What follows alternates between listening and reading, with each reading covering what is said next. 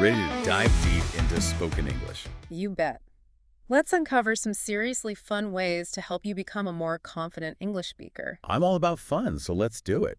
We always talk about grammar and vocab, Right, the building blocks. but this time, we're all about actually speaking.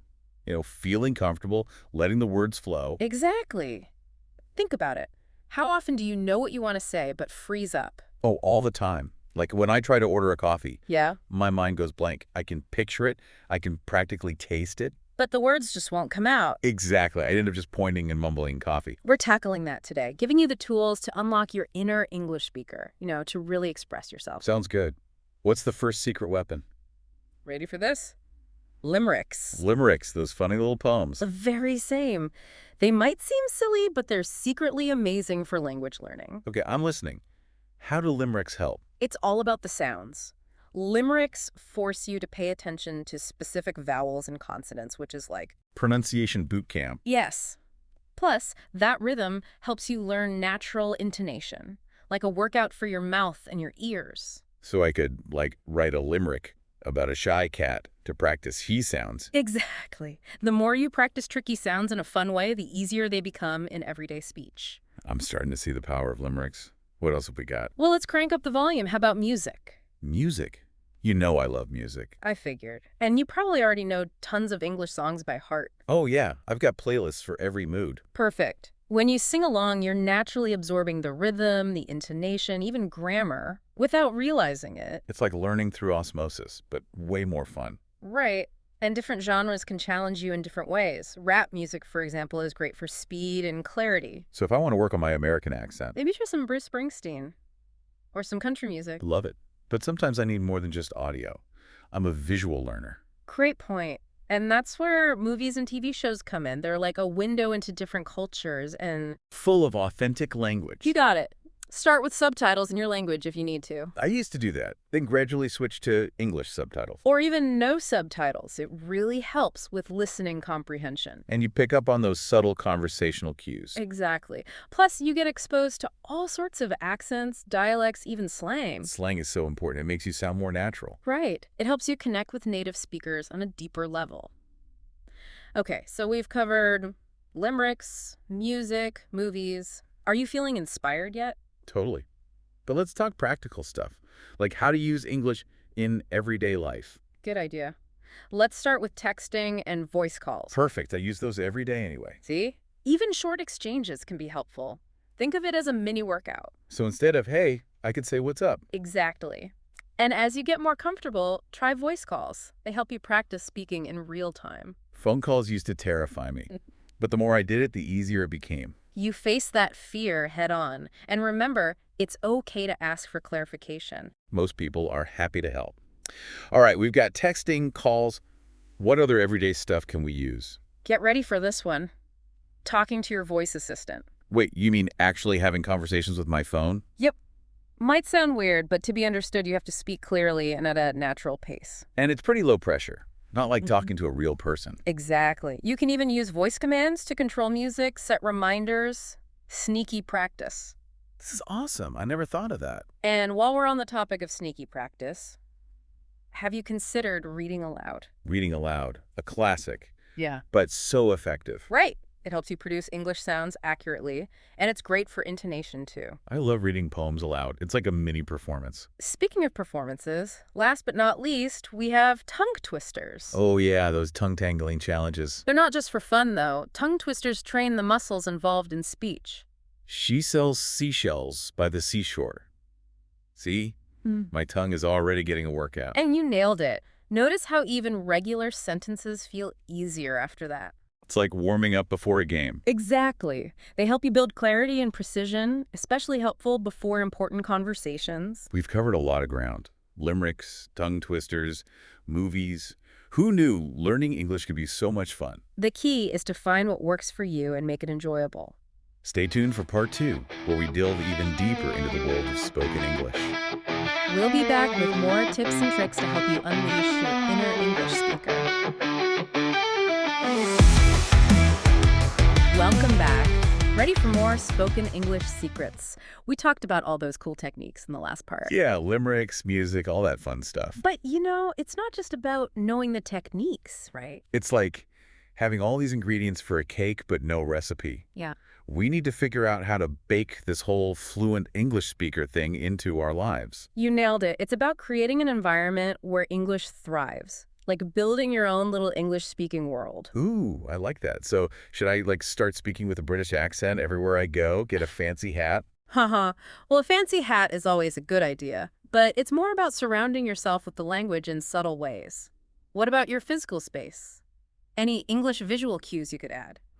Like putting up English posters or maybe labeling things around the house. Exactly. Or changing the language settings on your phone and computer. It's a constant reminder that English is all around. And it's not just about what we see, right? Right. What about your other senses? Think about those times when you're commuting, exercising, even doing chores. Background noise time. Exactly. That's prime time for English audio. Podcasts, audiobooks, news channels. Your ears will thank you. I've definitely noticed that when I listen to podcasts, I start picking up new words without even realizing it. It's like your brain is secretly absorbing it all. And let's not forget reading. Books, articles, even social media. Anything in English. Right. It does wonders for your vocabulary and gets you comfortable with different writing styles. It's all about weaving English into your daily life. I love this idea of an English world. But, sometimes the biggest obstacle isn't the language itself. It's that inner critic. I know exactly what you mean. It's like a little voice whispering, "You're going to mess up. Everyone will judge you." So not helpful. It can really hold you back. But here's a radical idea. Give yourself permission to make mistakes. Wait, are you saying making mistakes is actually good? Absolutely. In fact, it's essential. Think of mistakes as learning opportunities, like signposts pointing you in the right direction. So instead of beating myself up over every mistake, I should see them as proof that I'm trying. Exactly. Celebrate the effort, no matter how small the progress seems. Did you have a short conversation in English? High five. Learned a new phrase. Awesome. We need to be our own cheerleaders. Yeah. Speaking of cheerleaders, what about finding people to practice with? Oh, that's huge. Having a supportive community makes a world of difference. It really does help to have people who understand the challenges and can offer encouragement. A teacher, a language partner, a study group. Find your tribe. It makes the journey so much more enjoyable. So we've got our English world, we're embracing mistakes, we've found our cheerleaders. What else keeps us going? Setting realistic goals. Don't aim for perfection right away. Focus on smaller milestones. So instead of I want to be fluent, maybe I want to order food at a restaurant Awesome. confidently. Break it down into bite-sized chunks. It feels less overwhelming and more manageable. Checking those goals off the list is super satisfying. What about mixing up how we learn? Yes. Find what works for you and keeps you engaged. Bored with textbooks? Try a movie or podcast. Tired of studying alone? Join a conversation group. Keep it fresh and exciting. So if I've been focusing on grammar, maybe I should switch to pronunciation for a bit. Exactly. Or explore a new topic that interests you, like slang or idioms. Experiment and see what clicks. I'm feeling so motivated already. We've talked about environment, embracing mistakes, goals, finding fun methods. But I think confidence is key too, right? Couldn't agree more. Confidence is like the magic ingredient that makes everything flow better. When you believe in yourself, it shows. But how do we build that confidence when we're still learning? It's like we need confidence to speak well, but we need to speak to gain confidence. It's a loop. It is a bit of a loop, but there are ways to boost your confidence along the way. First, focus on your strengths. What are you already good at? So acknowledge the progress we've made and build on that. Exactly. Celebrate those wins, big or small, and remember, every step forward counts. As for the areas where you're struggling, Those can be real confidence killers. I hear you. But try to view them as opportunities for growth. Everyone has their own pace. It's normal to have areas that need more work. So instead of I'm terrible at pronunciation, it's I'm working on it and I'm making progress every day. Yes. Reframe that self-talk. Focus on the positive, and remember, you don't have to do it alone. Find those supportive people. People who encourage us and celebrate our successes. Exactly. Find people who inspire you and believe in your abilities. And here's another powerful tool.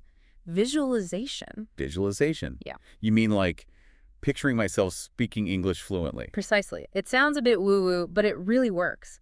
Create a clear mental image of yourself speaking with ease and confidence. Like we're programming our brains for success. You got it. And of course, Don't forget the most important ingredient of all, practice. Practice makes progress. It's true for everything. Right. Look for opportunities to speak English whenever you can, with native speakers, other learners, even just yourself in the mirror. It's about taking action. Even if it feels scary at first, just gotta jump in. You got it.